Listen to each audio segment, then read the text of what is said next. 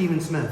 I'm with Christian Leadership Partners. We provide leadership solutions for both profit and nonprofit organizations through coaching, teaching, and mentoring. I encourage you to go to our website, christianleadershippartners.org, and take a look at some of the tools that are available there. You can use these within your organization to develop your own leadership skills, or you can develop the leadership skills of those underneath you. What we wanted to do was provide you with a free 30-day leadership training program that takes a look at the kings of Israel. Now, this study actually helps us to understand a little bit more about what leadership looks like as far as what's good and what's bad in leadership. It also gives us an historical record that we can actually look up and see the results of their planning and their preparation, their execution, and what the results of that were. The third thing that it allows us to do is it allows us to be able to talk a little bit about servant leadership, which is a leadership technique that's put forward by Robert Greenleaf. Now, this leadership theory can actually help us become better leaders, and it's modeled on the leadership of Jesus Christ in the New Testament. We'll spend a lot of time on that in the next couple of days, but what we really want to do is we want to take a look at King Joash today. King Joash was only 7 years old when he became king, and what we want to do is we want to take a little bit of time to look at the different leadership styles and the things that he did that made him both successful and, in the end, how he got assassinated because he withdrew from some of these leadership principles. Now, primarily his success was because of the mentor that Jehodiah provided for him. Let's take a look at 2 Chronicles 24, 1 and 2, and it says this: Joash was 7 years old when he became king, and he reigned in Jerusalem for 40 years. His mother was Ziba from Beersheba. Joash did what was pleasing in the Lord's sight throughout the lifetime of Jehodiah the priest. So Jehodiah provided leadership for Joash as he was younger.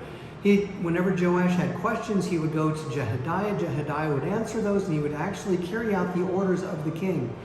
Jehodiah lived to be about 127 years old, so he lived quite a long time, and almost 30 years into King Joash's reign. And during that time, the Lord saw him as being a very good leader. We want to ask ourselves this question: who is it that we're allowing to influence us? Are the people that are influencing us actually helping us to make the wisest decisions that we can? Or are we allowing people that come in and have their own agenda to try and change things to what they want to be, and they're using you to do that? So what we want to do is we want to establish the firmness of our leadership, but we also want to make sure that we do it in a way that our leaders are able to follow along and accomplish the tasks that are set before us. You know, there was a proclamation that Joash sent out, and it was to be able to rebuild the temple. And he found that the temple was completely in shambles, that most of the money was being taken and used for other reasons, and he wanted a little bit of order. So what he did was he asked Jehodiah to put out these different proclamations. Let's take a look at what some of these proclamations looked like. This is 2 Chronicles 24, 9 and 10. And it says, "Then a proclamation was sent throughout Judah and Jerusalem, telling the people to bring to the Lord the tax that Moses, the servant of God, had required of the Israelites in the wilderness.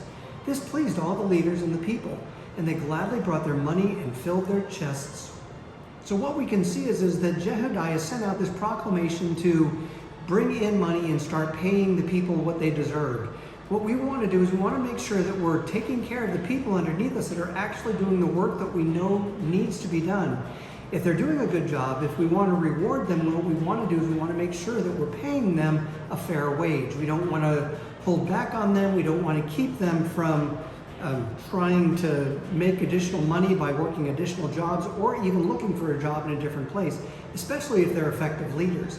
So what we want to do is we want to make sure that we're paying people the right way, but we also want to make sure that we're getting the word out in a proper way. Jehodiah sent out a proclamation. What kind of proclamations are you putting out as a leader? Let's take a look at some of the other things that Joash did. In 2 Chronicles 24, 2, it tells us that Joash did what was pleasing in the Lord's sight throughout the lifetime of Jehodiah the priest. So we can see that he was heavily influenced by Jehodiah, and we already spoke a little bit about this. But what we want to do is we want to make sure that we as leaders are actually being influenced by the right people. Who are the ones that are influencing you? Do you have good role models that you're trying to follow? Are they within your organization? Are there fictional role models, or are they people that you don't know but you can read about and study about? So what we want to do is we want to make sure that we set people not necessarily on pedestals, but in a position where we can keep our minds and our hearts and our eyes focused on what they did, because most of the time what we can see is the results of what they've done in the past. We can look at former leaders such as former presidents or former army generals if that's who we're looking at. We can look at biblical leaders and see, wow, they did a good job in different instances. And we can use those instances and study their lifestyles and try and emulate those, and we can actually make a difference within our own lives. But we see that once Jehodiah passed away, Joash actually fell apart. His nation fell apart, and in fact, he even set himself up for failure.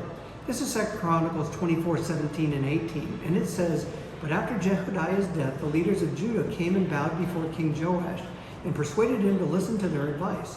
They decided to abandon the temple of the Lord, the God of their ancestors, and they worshipped Asherah poles and idols instead. Because of this sin, divine anger fell on Judah and Jerusalem." So what happened was that Jehodiah dies, and Joash goes off and he starts listening to the wrong advice.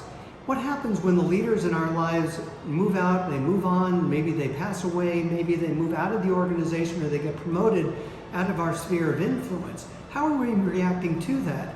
Are we looking for people that have the same qualities? Are we trying to emulate those same qualities? Are we trying to take what it is that we learned and apply it to our own leadership attributes? Or are we listening to the people underneath us and seeing that they're trying to disrupt us and trying to make us fail in different areas as well? Well, what we can see is that Joash was actually influenced by the people underneath him, and he ended up getting in fights and wars that shouldn't have happened. In 2 Chronicles 24:25, we can see that Joash was wounded and left for dead. The Arameans withdrew, leaving Joash severely wounded, but his own officials plotted to kill him for murdering the son of Jehodiah the priest. They assassinated him as he lay in bed. Then he was buried in the city of David, but not in the royal cemetery. So what we see is that Joash was not a very good leader, and that he had several different issues that actually caused him to fail. So what we want to do is we want to make sure that we can take a good lesson from the lessons of Joash and apply them to our own lives. We can take a look at his successes, and he had many of them. He followed the advice of someone who was respected by both people and by God. He followed up on orders that he had given when they were not obeyed. He took action. He restored the temple to its original purpose, but he also had some failures. We can see that Joash failed in several different areas, but we also see that he had some failures also.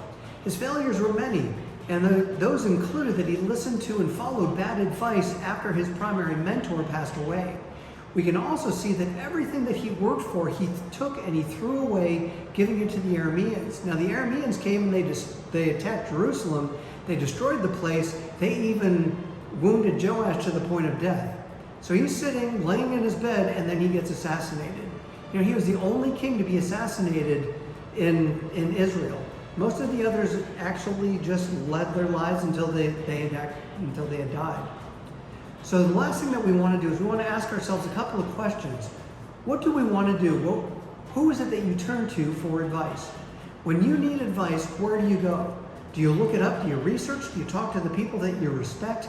Do you go to your bosses? Do you go and re-look at the organizational charts and see where the people are that are available for you to use? Do you take a look at their mission statement, their vision statement, so that you can stay focused on what you need? Where do you turn for the advice that you need to be successful? We need to know what that answer is. I also encourage you to write this question down. How can you stay focused and not turn from what you know you need to do as a leader? Now, there's certain things that we know that we have to accomplish, and especially when we're being successful, that part is easy. But when the difficult times come, what is it that we're doing to make ourselves successful? Well, we want to find out what that is, write that down, and make sure that we're following along. Even when times are difficult, we can be successful. You know, if you take these tools and you use them in a proper way, you can be the leader that you're created to be. So why not take the tools that are here in this resource and use them to your advantage? Don't forget to subscribe over here, because when you do, you won't miss a single video. I encourage you to share this with the members of your team or your subordinates, but either way that you do it, I do encourage you to be successful in everything you set your hand to.